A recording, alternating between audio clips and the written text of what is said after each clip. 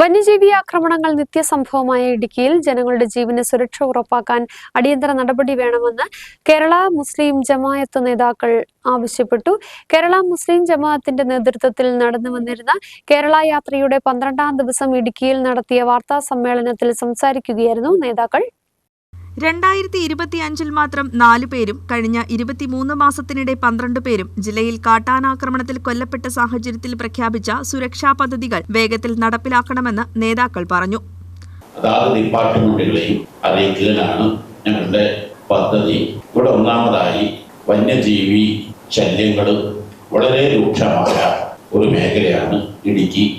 കഴിഞ്ഞ 2020 മാത്രം 4 പേരും കഴിഞ്ഞ 23 മാസത്തിൽ 12 പേരുമാണ് വന്യജീവി ശല്യത്തിൽ കൊല്ലപ്പെട്ടത്. അതിന് നല്ലൊരു പരിഹാരം കാണണം. ഒന്ന്, മുല്ലപ്പെരിയാർ പ്രശ്നം വളരെ രൂക്ഷമായിക്കൊണ്ടിരിക്കുന്നു. അതിന് പ്രകടനപത്രികയിലും മറ്റും ആവശ്യങ്ങൾ വരുന്നു എന്നല്ലാതെ സ്ഥിരമായൊരു പരിഹാര മാർഗം ഇതിൽ വന്നിട്ടില്ല.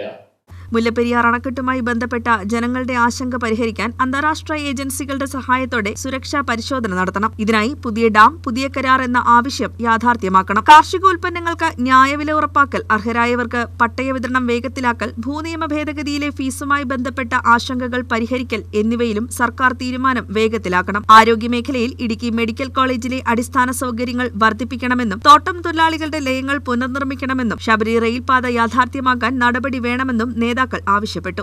കേരള യാത്ര ഉപനായകൻ കൂടിയായ സയ്യിദ് ഇബ്രാഹിമുൽ ഖലീൽ അൽ ബുഖാരിക്ക് പുറമെ യാത്രാ കൺവീനർ വണ്ടൂർ അബ്ദുൾ റഹ്മാൻ ഫൈസി, കേരള മുസ്ലിം ജമാഅത്ത് സെക്രട്ടറി മജീദ് കക്കാട്, ഇടുക്കി ജില്ലാ പ്രസിഡന്റ് AK അബ്ദുൽ ഹമീദ് ബാഖവി, ജില്ലാ general secretary TK Abdul Kareem Saqafi എന്നിവർ വാർത്താ സമ്മേളനത്തിൽ പങ്കെടുത്തു. News bureau, Thodupuzha.